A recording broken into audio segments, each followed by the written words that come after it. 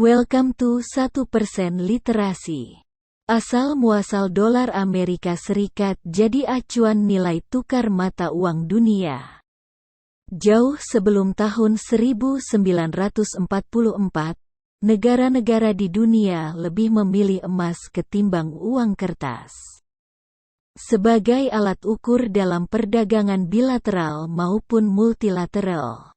Sebelum transaksi terjadi, pelaku jual beli bakal menukarkan uang kertas mereka di kantor-kantor resmi pemerintahan yang menjadi tempat penyimpanan emas cadangan.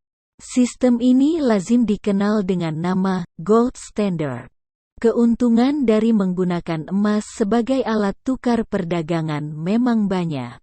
Emas memberikan efek stabilisasi pada ekonomi. Pemerintah sebuah negara tak perlu mencetak uang berlebih, hanya sebanyak jumlah emas yang dimiliki. Tentu saja, langkah ini mampu menghambat laju inflasi dan mengecilkan defisit anggaran serta utang.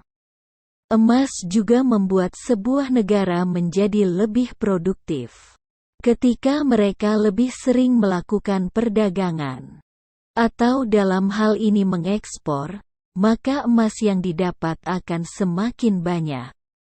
Investasi pun meningkat. Tapi emas juga punya kerugian. Situs Ensiklopedia Britannica menyebut salah satunya adalah tidak adanya fleksibilitas dalam hal penyediaan uang. Alhasil, ukuran sehat tidaknya sebuah negara menjadi tidak jelas dan rancu. Selain itu, penggunaan emas sebagai alat perdagangan internasional juga menciptakan persaingan tidak sehat antara negara-negara yang tidak bisa memproduksi maupun membeli emas. Ketidakpastian ini yang kemudian menginisiasi Perjanjian Bretton Woods pada 1944. Mereka yang ada di balik perjanjian ini adalah negara-negara sekutu Amerika Serikat dalam Perang Dunia II, yakni Britania Raya, Prancis, Uni Soviet, dan Tiongkok. Melalui perjanjian ini, negara-negara yang mengklaim diri sebagai negara paling maju itu berjanji akan mengontrol nilai tukar antara mata uang lokal dengan dolar Amerika Serikat. Jika nilai mata uang sebuah negara menjadi terlalu lemah terhadap dolar, maka bank sentral negara yang termaksud bakal mengintervensi dengan cara membeli mata uangnya sendiri di pasar valuta asing. Mengapa tiba-tiba dolar Amerika Serikat yang menjadi dasar acuan? Hal ini berhubungan lagi dengan gold standard. Ketika itu, Amerika Serikat menjadi negara dengan cadangan emas terbesar. Nyaris 3/4 dari seluruh cadangan di muka bumi.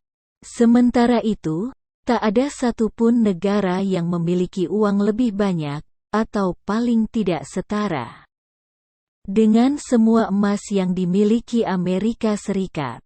Catatan The Balance menyebut, harga $1 AS saat itu setara dengan 1/35 ons emas. Akhirnya, negara-negara yang terlibat dalam Bretton Woods menyepakati dolar sebagai alat pembayaran resmi menggantikan emas, meski masa transisinya berjalan lambat. Efek samping dari perjanjian ini muncul. Nilai dolar menjadi lebih dominan dibandingkan mata uang lainnya. Permintaan terhadap dolar pun melonjak, meski nilai emasnya tidak berubah.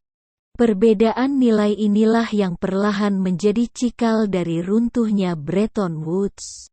Jelang tahun 1970, sejumlah negara mengalami defisit perdagangan akibat nilai dolar yang terlampau tinggi ketimbang emas. Inflasi pun muncul, lantaran kenaikan komoditas impor, seperti minyak.